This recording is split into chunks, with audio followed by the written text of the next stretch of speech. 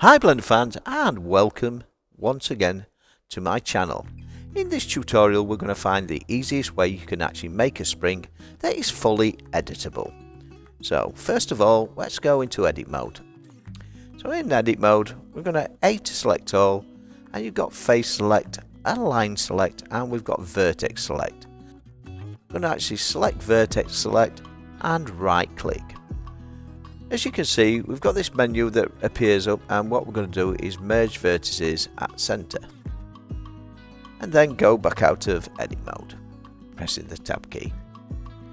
I'm going to move the actual point there over to about here on the second line, so G and X, and just move it to about there.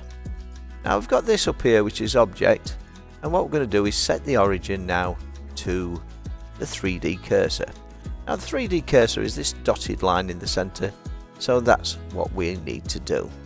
Next, what we'll do, we're going to add three modifiers, the 3S modifiers I like to call them. So hit the spanner or wrench. I'm going to add a modifier. Right, the first one I'm going to add is the screw modifier. There we go.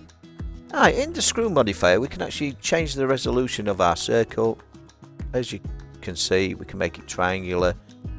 I'm going to take this up to about 32 because that's going to make a lovely smooth circle. And what we're going to do now is we're going to actually add this screw. So just select that, and as you can see, this now splits our circle. And then with these iterations we can actually just increase this like that. Like I said, this is called the 3S tutorial, and it's how to make a screw in Blender. Right, the next modifier we're going to add in is what we call, press the S again, and what we've got the skin modifier. So I'm going to add the skin modifier next, and as you can see, that's now made our spring into a square spring. And we can actually just increase this or lower it in the same way. And what we've got down here is we've got the skin modifier, and you can actually do branch smoothness if you want. It's entirely up to you, but we don't need to use anything like that just at the moment. And of course the last one, and the last modifier that begins with S, let's add a modifier.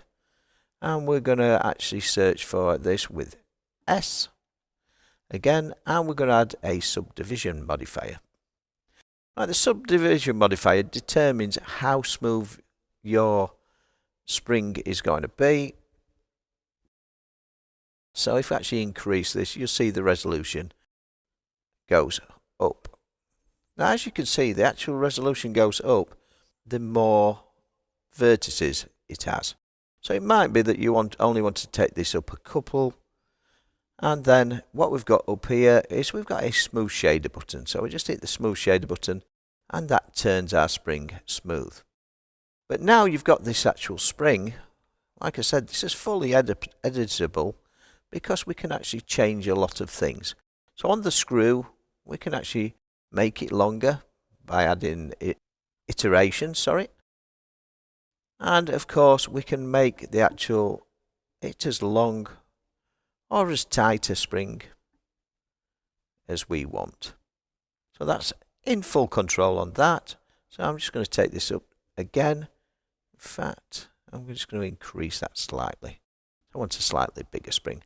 So we've got our spring, and the skin we just leave as normal, apart from hitting the smooth shader button, and the actual subdivision we'll take that down to 2.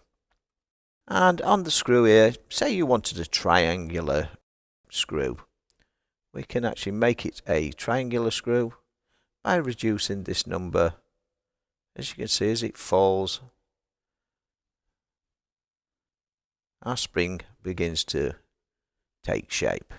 So in there we've got a square spring, take it down to a 3, and you've got a triangular spring, and so on and so forth. So let's set this back to 16.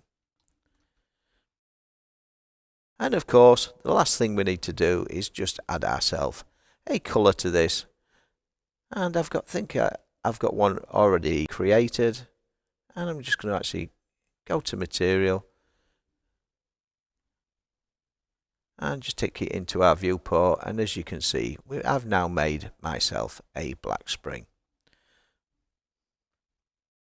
And then just to finish this off, all you need to do now is just apply all modifiers if you wish, or you can leave them as they are, just so you can actually get the spring that you want. And of course, if you want to make the spring bigger, all you need to do is go into edit mode and G and X and increase it or decrease it depending on the actual spring you want to make. Hope you enjoyed this tutorial. If you found it useful, then please subscribe to my channel. Don't forget to leave a comment, and if you'd like to see something new, just drop me a line in the community tab, and of course I will try and make a tutorial for you. Bye for now.